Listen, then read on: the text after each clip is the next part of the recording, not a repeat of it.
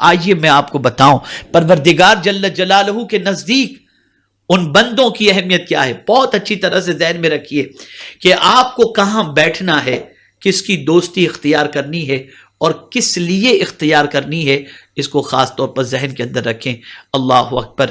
میرے پیارے آقا صلی اللہ تعالی علیہ وسلم کے پیارے دیوانوں، رسول اعظم صلی اللہ علیہ وسلم کی امت میں ایک ایسا بھی نوجوان گزرا ہے جسے دنیا حضرت معاذ بن جبل رضی اللہ تعالیٰ عنہ کے نام سے جانتی.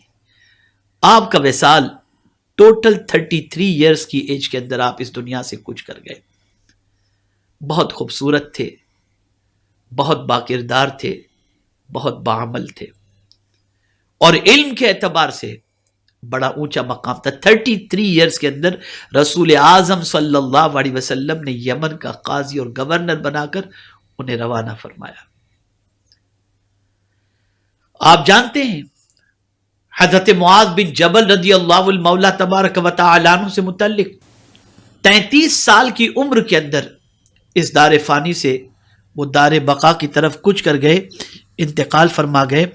ان کے بارے میں سیدنا فاروق اعظم رضی اللہ تعالی عنہ کی سوچ کیا تھی، آپ ذرا سوچو.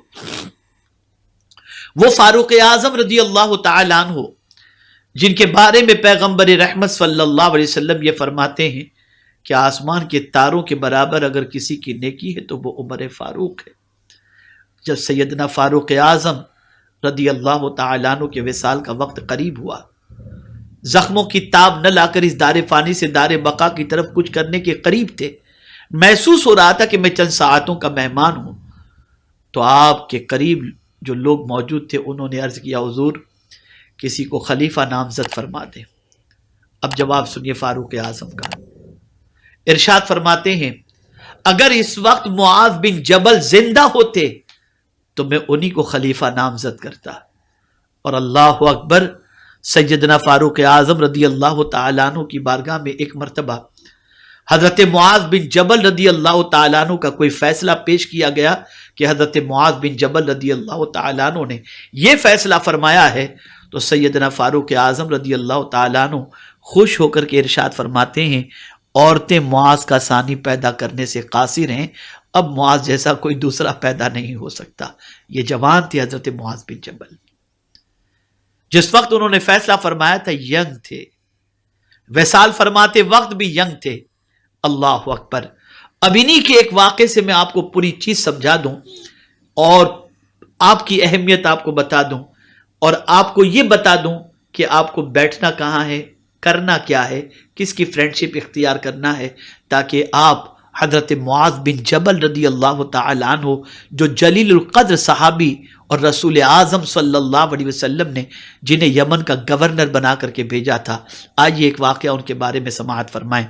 میرے پیارے آقا صلی اللہ تعالی علیہ وسلم کے پیارے دیوانوں، حضرت ابو ادریس خولانی رحمت اللہ تعالی علیہ بیان کرتے ہیں کہ میں دمشق کی جامع مسجد میں داخل ہوا، کیا دیکھتا ہوں ایک نوخیز نوجوان موجود ہے، ایک نوخیز جوان موجود ہے، اس کے دانت موتیوں کی طرح چمک رہے ہیں، لوگ اس کے ارد گرد حلقہ لگا کر کے بیٹھے ہوئے ہیں.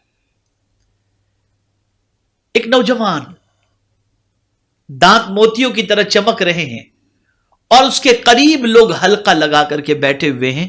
اللہ اکبر. حضرت ابو ادریس خولانی رحمت اللہ تعالی علیہ فرماتے ہیں ایسا لگ رہا تھا کہ چاند کے ارد گرد تارے موجود ہوں. اللہ اکبر.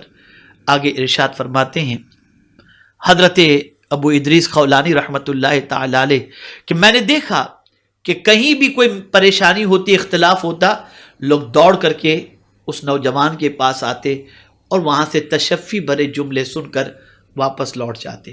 حضرت ابو ادریس خولانی رحمت اللہ تعالی علیہ فرماتے ہیں مجھے رشک آیا اس نوجوان پر کہ نوجوان اور اس طرح سے اس کا مقام کہ لوگ اس کی طرف کشاں کشاں آ رہے ہیں اور ہر مسئلے کا جواب اس کے پاس سے پا کر کے جا رہے ہیں.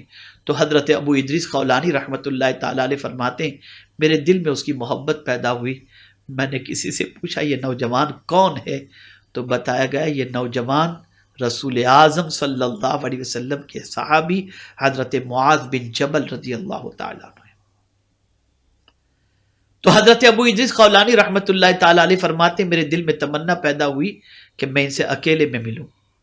تو میں نے وقت کا انتخاب کیا کہ فجر کی نماز میں جلدی سے مسجد پہنچ جاؤں، پھر جب وہ آئیں گے تو ان سے مل کر کے میں بات کروں گا. فرماتے کہ میں فجر کی نماز کے لیے مسجد پہنچا تو میں ان کو مجھ سے پہلے مسجد کے اندر پایا اور میں نے دیکھا کہ وہ اللہ کی بندگی میں مصروف ہیں. نماز سے فارغ ہوئے تو حضرت ابو ادریس خولانی رحمۃ اللہ تعالی علیہ فرماتے میں ان کے سامنے کی طرف سے آیا اور آ کر کے میں نے سلام کیا. انہوں نے سلام کا جواب دیا. پھر حضرت ابو ادریس خولانی رحمۃ اللہ تعالی علیہ نے حضرت معاذ بن جبل رضی اللہ تعالیٰ عنہ سے عرض کیا کہ اے معاذ بن جبل، مجھے آپ سے اللہ کے لیے محبت ہو گئی ہے. تو حضرت معاذ بن جبل رضی اللہ تعالیٰ عنہ نے ارشاد فرمایا کیا واقعتاً مجھ سے اللہ کے لیے تم محبت کرتے ہو؟ انہوں نے کہا ہاں. پھر دوبارہ انہوں نے کہا مجھے جو ہے آپ سے اللہ کے لیے محبت ہو گئی ہے. تو واپس انہوں نے جواب میں فرمایا کیا واقعی تمہیں مجھ سے اللہ کے لیے محبت ہے؟ انہوں نے کہا ہاں. پھر تیسری مرتبہ بھی یہی بات ہوئی اور تیسری مرتبہ بھی حضرت معاذ بن جبل رضی اللہ تعالیٰ عنہ سے حضرت ابو ادریس خولانی رحمۃ اللہ تعالیٰ علیہ نے فرمایا کہ ہاں مجھے اللہ کے لیے آپ سے محبت ہو گئی. اب اس کے جواب میں جو انہوں نے اللہ کا ارشاد پیش کیا، حضرت معاذ بن جبل رضی اللہ تعالی عنہ جلیل القدر صحابی ہیں، انہوں نے اللہ کا جو ارشاد پیش فرمایا اس ارشاد کو بغور آپ سنیں بھی اور دل و دماغ میں بٹھانے کی کوشش کریں. اللہ اکبر. حضرت معاذ بن جبل رضی اللہ تعالیٰ عنہ فرماتے ہیں میں نے اللہ کے رسول صلی اللہ علیہ وسلم کو یہ فرماتے ہوئے سنا ہے کہ اللہ جل مجدہ فرماتا ہے میں ان لوگوں کے ساتھ کچھ خاص محبت کا معاملہ کرتا ہوں جو محض میرے لیے ایک دوسرے سے محبت کرتے ہیں. اللہ ان بندوں کے ساتھ خاص معاملہ فرماتا ہے جو بندے ایک دوسرے سے صرف اللہ کے لیے محبت کرتے ہیں، صرف اللہ کے لیے، کہ یہ نیک بندہ ہے میں اسے اللہ کے لیے محبت کرتا ہوں، یہ نیک بندہ ہے میں اس کی صحبت میں بیٹھوں گا تو میں بھی نیک بن جاؤں گا، اللہ کے قریب ہونے کے لیے اسے محبت کرتا ہے. صرف یہی مقصد اور غرض یہی ہے اللہ کے لیے محبت کرنا.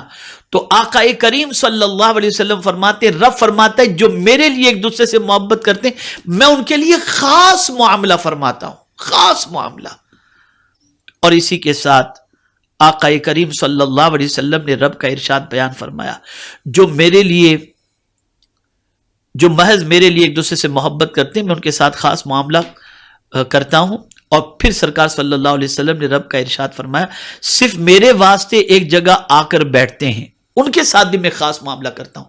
یعنی دو دوست ایک جگہ بیٹھے ہیں اور صرف اس لیے بیٹھے ہیں کہ اللہ کے لیے، کہ ان کی صحبت میں بیٹھوں گا تو میں اللہ سے قریب ہو جاؤں گا، گناہوں سے نفرت پیدا ہو جائے گی، اللہ کے قرب کی دولت نصیب ہو جائے گی، اللہ کے ذکر کی توفیق نصیب ہو جائے گی، اللہ کے ارشاد پر عمل کی توفیق نصیب ہو جائے گی. اس لیے اگر کوئی کسی کے قریب بیٹھتا ہے، کسی اللہ کے نیک بندے کے قریب بیٹھتا ہے اور اللہ کے لیے بیٹھتا ہے تو ان بیٹھنے والوں سے بھی اللہ خاص معاملہ فرماتا ہے.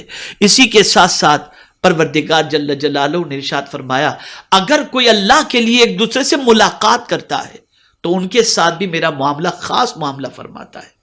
یعنی کوئی دو مل رہے ہیں دوست صرف اللہ کے لیے کہ ان سے میں دین سیکھوں، ان سے میں اللہ کے ارشاد کو سنوں، ان کی ملاقات سے میرا فائدہ اس طریقے کا ہو کہ میں قرآن سیکھ جاؤں، میں دین سیکھ جاؤں، میں رسول اعظم کے ارشاد کو سنوں اور اس وجہ سے میری دنیا آخرت دونوں سنور جائے. اس وجہ سے وہ ملاقات کے لیے جاتا ہے تو ان کے ساتھ بھی میرا رب خاص معاملہ فرماتا ہے.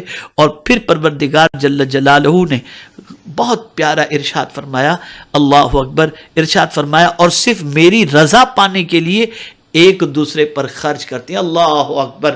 اگر یہ دو دوست یا دو انسان، دو مسلمان ایک دوسرے پر صرف اس لیے خرچ کرتے ہیں کہ اللہ کی رضا حاصل ہو جائے تو میرے پیارے آقا صلی اللہ علیہ وسلم کے پیارے دیوانوں، اللہ عز و جل نے فرمایا اللہ ان کے ساتھ خاص معاملہ فرماتا ہے۔ اب میں تھوڑا سا اس کو ایکسپلین کرتا ہوا چلوں۔ ملاقات کی بات فرمائی گئی۔ اب آپ دیکھیں آج کا نوجوان کہاں ملنے کے لیے جاتا ہے، کس سے ملاقات کے لیے جاتا ہے، کس سے دوستی کرنا پسند کرتا ہے، کس کی سنگت میں بیٹھنا پسند کرتا ہے، کس پر پیسہ خرچ کرنا پسند کرتا ہے۔ تو آپ دیکھیں گے کہ آج کے حالات اتنے بد سے بدتر ہیں کہ اگر نوجوان خرچ کرنے کی کوشش کرتا ہے، دوستی کرنے کی کوشش کرتا ہے، ملاقات کرنے کی کوشش کرتا ہے، بیٹھنے کی کوشش کرتا ہے، تو ان جگہوں پر جہاں بیٹھنے کے بعد جہنم کا ایندھن بن جائے اور تباہی اور بربادی اس کا مقدر بن جائے۔